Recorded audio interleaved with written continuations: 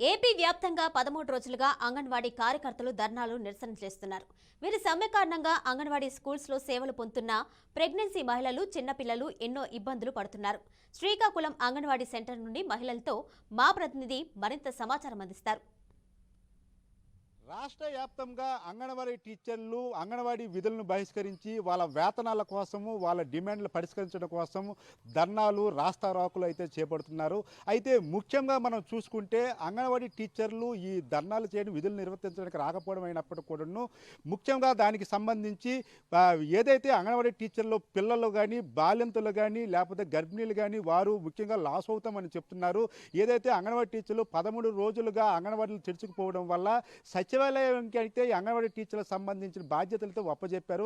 కానీ సచివాలయ ఎంప్లాయీస్ అయితే ఈ విధుల్ని సరిగ్గా నిర్వర్తించట్లేదు, మాకు రావాల్సిన ఏవైతే పౌష్టిక ఆహారాలు ఉన్నావో ఇవ్వడం లేదని చెప్తున్నారు.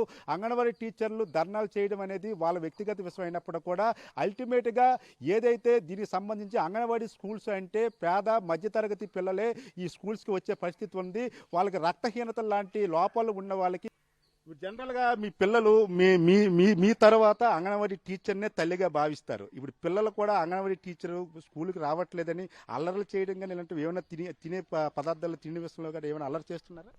చేస్తున్నారు. చెప్పండి. అల్లరి చేస్తున్నారు పిల్లలు. స్కూల్ అంగన్వాడీలు తీయట్లేదు కాబట్టి పిల్లలు కొద్దిగా ఇబ్బంది పడుతున్నారు. గత 13 రోజులుగా ఏంటి అంగన్వాడీ స్కూల్స్ పరిస్థితి ఏంటి? మీకు ఏమైనా ఆ రేషన్ ఏదైతే ఉందో పాలు గుడ్లు ఇలాంటివి అందుతున్నావా? 13 రోజులు కాదండి, మాకు అందరం లేచారు. ఆ అంగన్వాడీ టీచర్ లేకపోవడం పిల్లలకు చాలా ఇబ్బందిగా ఉన్నారు. తెల్లవారు 8 కానిండి సాయంకాలం వరకు కూడా తమరు ఇచ్చారు, అంగన్వాడీలు ఇచ్చారు. ఇప్పుడు కొందరికి ఇస్తాను, కొందరికి ఇవ్వడం లేదు. ఈ వాలంటీర్లు గొప్పగా ఇబ్బంది పడిపోతాను. మా పేదవాళ్ళం మేము, మరి ఏం చేస్తారు అక్కడ మీ ఇష్టం. ఇప్పుడు చూసుకుంటే అంగన్వాడీ టీచర్లకి జీతాలు పెంచలేదనేసి వాళ్ళు ఈ స్కూల్ రావడం మానేశారు.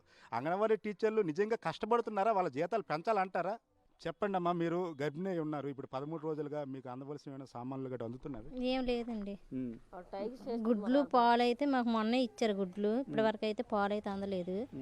రేషన్ బియ్యం అంటే నిన్న ఇచ్చారు, అంతేగాని ఇంకేం మాకేం అందట్లేదు కూడా. మీరు ప్రభుత్వాన్ని ఏం కోరుకుంటున్నారు? వాళ్ళకి ఏదైతే కోరుకుంటున్నారో వాళ్ళకి అది ఇస్తే వాళ్ళు కూడా ఏమైనా ఇస్తారు. గర్భిణీలు బాలింతలు బాగా ఇబ్బంది పడుతున్నారు. పిల్లలు కూడా ఇంట్లో ఉండట్లేదు. అంగన్వాడీ టీచర్లకి అలవాటు పడిపోయి ఉన్నారు. అందుకని తొందరగా అదేదో విరమిస్తే మంచిది. ఇప్పుడు గర్భిణీలు బాలింతలు అలాగే చిన్నపిల్లలు ఉన్నారో వీళ్ళు ఏంటంటే 3 సంవత్సరాల నుంచి 6 సంవత్సరాల వరకు పిల్లలు కూడాను అంగన్వాడీ టీచర్ల అండర్లోనే ఉంటారు. ఇప్పుడు కొత్తగా కూడా వాళ్ళకి సంబంధించిన కొన్ని PP1 PP2 సంబంధించిన బుక్స్ కూడా ఇచ్చారు. ఆ బోధనా వ్యవహారాలు కూడా అంగన్వాడీ టీచర్లకే ఇవ్వడం అయితే జరిగింది. అయితే వీళ్ళు కూడా న్యాయబద్ధంగా ఏదైతే గతంలోన 250 నుంచి 400 రూపాయల వరకు పనిచేశారు. దివంగత వైఎస్ రాజశేఖర రెడ్డి హయాంలో 4,500 రూపాయలు జీతం అనేది చేశారని చెప్తున్నారు.